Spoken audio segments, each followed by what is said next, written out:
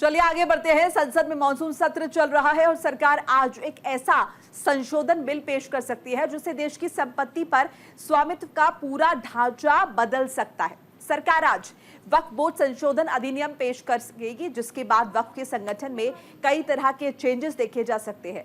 देश की आजादी के बाद से ही वक्फ बोर्ड एक विवादास्पद मुद्दा रहा है। वक्फ की असीमित शक्तियों पर कई दफा सवाल उठते रहे हैं। ऐसे कई मौके आए हैं जब वक्फ बोर्ड ने अपनी शक्तियों का प्रदर्शन किया और लोकतंत्र के सभी स्तंभ अवाक होकर देखते रहे। इससे पहले ही सरकारों पर वक्फ बोर्ड पर मेहरबान होने का आरोप लगता रहा है। सरकार ने सांसदों को वक्फ बोर्ड संशोधन अधिनियम से जुड़ी जानकारियों को सर्कुलेट कर दिया है। इस मुद्दे पर चारों तरफ चर्चा हो रही है, लेकिन विपक्षी दल इस पर चुप्पी साधे हुए हैं।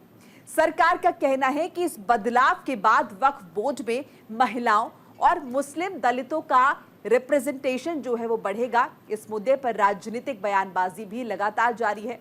अब देखने वाली बात यह होगी कि क्या एनडीए के सभी दल इस मुद्दे पर बीजेपी का साथ देंगे या फिर वो अपना अलग ही मत रखते हुए आपको दिखाई देंगे।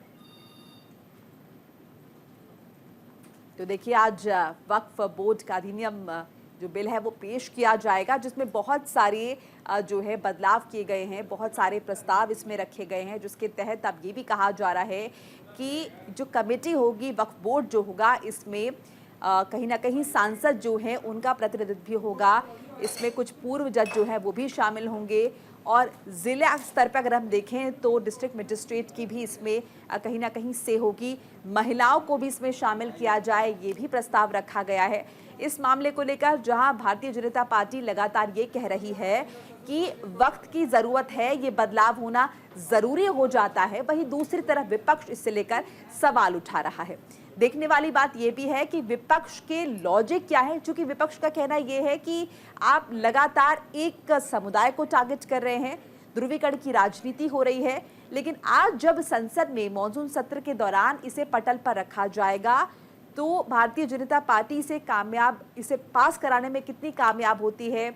एनडीए के जो तमाम दल हैं क्या वो एकमत रहते हैं या फिर उनका भी अलग अलग ओपिनियन इस पर देखने को मिलता है।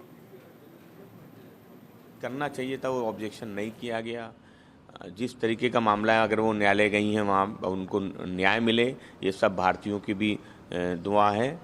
समाजवादी पार्टी उनके साथ है, देश उनके साथ है, देश अपनी बेटी पे गर्व करता है। इसके साथ ही एक अहम सवाल है वक्फ विधेयक। देखिए, जो वक्फ बोर्ड का संशोधन आ रहा है जो राज्यसभा में आज पेश होना है, समाजवादी पार्टी समझती है कि पीडीए ने भारतीय जनता पार्टी के खिलाफ वोट डाला है। पीडीए में अल्पसंख्यक भी आते हैं। भारतीय जनता पार्टी वो अल्पसंख्यकों के अधिकारों को सीमित करना चाहती, समाप्त करना चाहती है, इसलिए इस तरीके के बिल लेके आई है। उनकी मंशा बिल के जरिए जो ज़मीन है वो निजी हाथों में देने का उनकी योजना है। लेकिन समाजवादी पार्टी इस बिल के आने के बाद, इसके ड्राफ्ट को पढ़ने के बाद अपनी आगे की प्रतिक्रिया ज़रूर देगी। लेकिन भारतीय जनता पार्टी वो जान ले कि पीडीए के खिलाफ काम करने से पीडीए वो अपने हक और की जो लड़ाई है उसको लड़ने से रुकने वाला नहीं है। कितना बेहतर साबित होगा ये संसदीय पैनल? समाजवादी पार्टी समझती है कि इस संशोधन की कोई आवश्यकता नहीं थी। चलिए अगर हम वक्फ की संपत्ति का जिक्र करें तो आपको बता दें कि देखिए कुल संपत्ति जो है वो 7,90,000 है।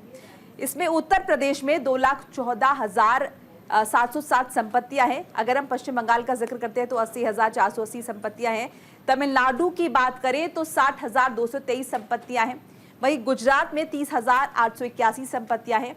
हरियाणा में 23,117 संपत्तियां हैं। हिमाचल प्रदेश में 4,494 संपत्तियां हैं। कर्नाटक में 58,578 संपत्तियां हैं।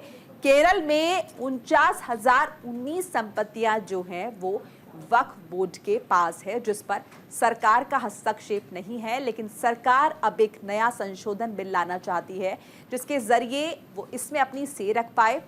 इसमें कहीं ना कहीं सरकार की भी इन्वॉल्वमेंट हो कि तैयारी की जा रही है।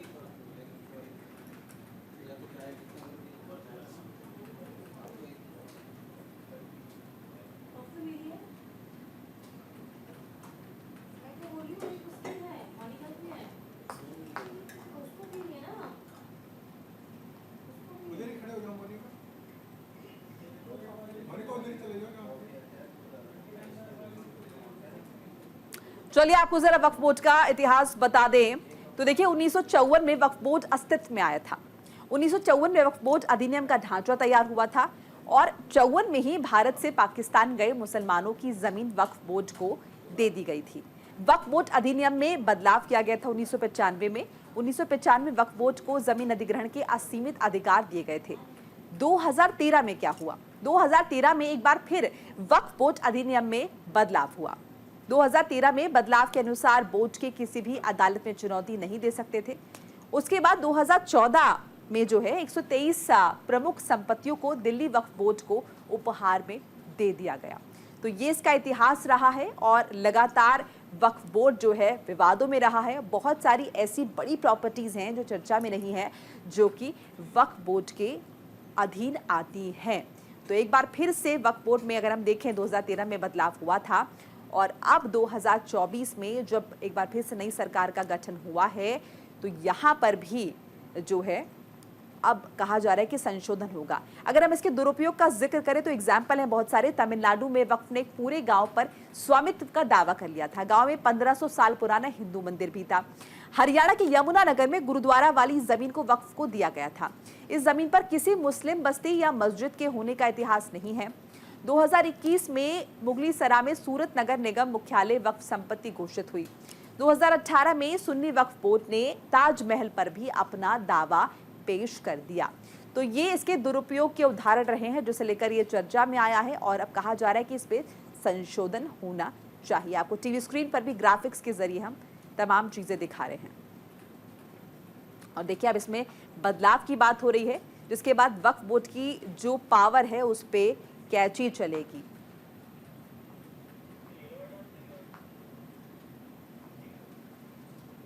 तो देखिए सरकार जो है वक्फ से जुड़े 2 बिल संसद में लाएगी।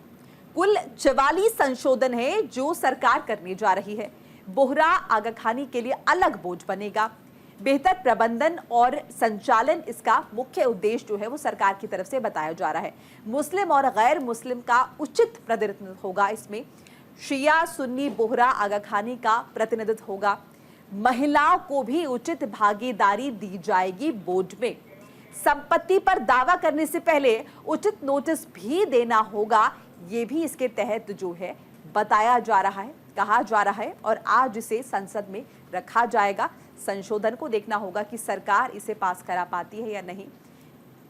देखिए संपत्ति पर दावा करने से पहले नोटिस देना होगा, जबकि इससे पहले के केसेस में हमने देखा है कि नोटिस नहीं होता था और वक्फ में किसी का भी इंटरफेरेंस नहीं था, यहाँ तक कि सरकार भी अपनी दखलंदाजी नहीं कर पाती थी।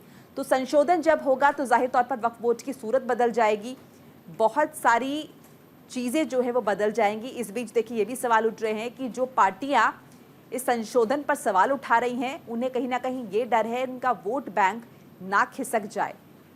तो वक्फ की पावर पर कैंची चलेगी और बहुत सारे लोगों का रिप्रेजेंटेशन होगा, पारदर्शिता बढ़ेगी, ट्रांसपेरेंसी बढ़ेगी, महिलाओं को इसमें इंपॉर्टेंस दी जाएगी। और देखिए ये भी कहा जा रहा है कि इससे पहले मुस्लिम समाज में भी जो लोग वो थे जो जिनके पास रिसोर्सेज थे या फिर जो लोग रिच थे उनका इसमें ज़्यादा रिप्रेजेंटेशन था, लेकिन अब सभी तबकों को इसके दायरे में लाया जाएगा।